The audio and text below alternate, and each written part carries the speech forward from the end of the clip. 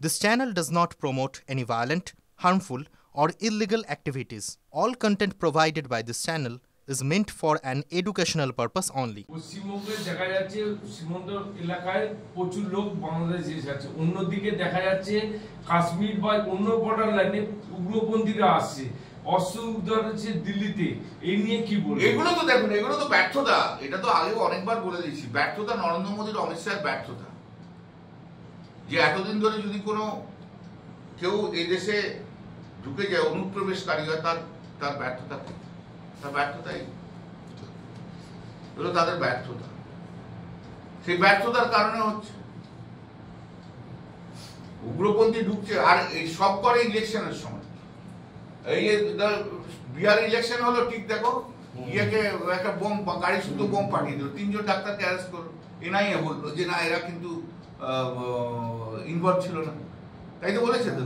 তা ঠিক ইলেকশনের আগের দিন করলো। এসব নরেন্দ্র মোদীর অনেক চাল আছে, গুরু কাজ জানে অনেক,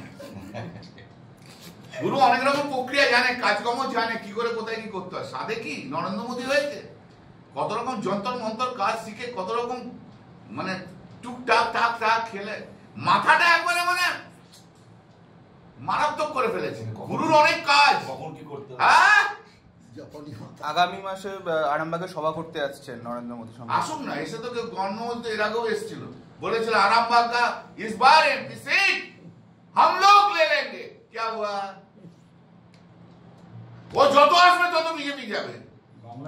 পশ্চিম বাংলার মানুষ কখনো নেতৃত্বে মানে বাইরের প্রদেশের নেতৃত্বকে মেনে নেয় না বাংলার মানুষ। বাংলায় নেতা না তৈরি করতে পারলে কোনোদিনই কিছু হবে না, আর ওদের বাংলা নেতা তৈরিও হবে না। একটা ষাঁড়, গরু, গাধা সব পড়ে রয়েছে। একটা বাংলা খেকো হোমুটা হচ্ছে নেতা, তার কি হবে? সে বলছে সমস্ত বিএলওদের জেলে পুরবো। হ্যাঁ, এই থ্রেট গুলোতেই তো বিএলও গুলো অসুস্থ হয়ে পড়ছে, সুইসাইড করছে। এই থ্রেট গুলো আননেসেসারি থ্রেট, আননেসেসারি থ্রেট। এই থ্রেট গুলো দিয়ে ভয় দেখিয়ে, তাই জন্য বললাম তো ক্রিমিনাল অ্যাকশন নেওয়া উচিত ওই শুভেন্দু অধিকারীর বিরুদ্ধে, who is instigating to commit suicide. বিজেপির কেন্দ্রীয় নেতৃত্ব বড় বড় নেতাদের নির্দেশ দিয়েছে বাংলাতে চলে যাও। বাংলা এর আগের বার যখন ইলেকশন হয় না, তখন 300 জন এমপি এসেছিল, 300 জন এমপি পশ্চিম বাংলায় ঘুরেছিল ওদের, আর 30 থেকে 40 জন সেন্ট্রাল মিনিস্টার এখানে পড়েছিল। বুঝতে পেরেছো তো? ফল কি? আমরা 215 ওদের শূন্য। ওইসব লোকদের কিছু লাভ হয় না। পশ্চিম বাংলায় এসে বাইরের লোক, বাইরের স্টেটের লোক দাদাগিরি করবে, বাংলার মানুষ মানবে না। বাংলার মানুষ ভোটের দিন বুঝিয়ে দেবে ইভিএম মেশিনে।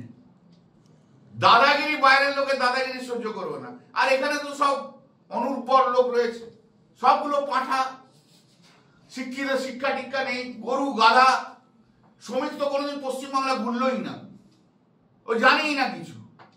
ও বড় বড় ভালো বক্তৃতা দেয়, বাংলা ভাষায় ভালো ভালো বক্তৃতা দেয়, ও তো বাংলা ঘোরেই নি। আর এখন একটা রাজ্যসভার মেম্বার হয়েছে, ব্যাকডোর অ্যাপয়েন্টি। সুকান্ত মজুমদার বলছে ভোটের আগে শুধুমাত্র প্রধানমন্ত্রী না, অমিত শাহ বেশ কিছুবার আসবেন বাংলায়। অমিত শাহ যত আসবে তত আমরা জিতবো, কারণ অমিত শাহের তো বিদ্যাসাগরের মূর্তি ভাঙবে, রামমোহনকে গালাগাল দেবে, বাংলাকে গালাগাল দেবে। অমিত শাহের কোনো দাম নেই। অমিত শাহের দামটা কোথায়? শোনো, একটা জিনিস জেনে রাখো, রাজনীতিতে লিডার কিরকম হয়। একটা লিডার হয় যাকে দলের সবাই একটু ভয়টায় খায়, পোস্ট পাওয়ার জন্য, এই পোস্ট পাওয়ার জন্য। Amit Shah is for that. Amit Shah কিন্তু মানুষের লিডার নয়। Amit Shah is not the leader of the peoples. Amit Shah is the leader of BJP cadres, workers, leaders. ও ভয়ে থাকে, এই রে আমাকে সিট দেবে না, আমাকে এই দেবে না। অমিত শাহকে বাংলা কোনো মানুষই পছন্দ করে না। Amit Shah is not the leader of the people.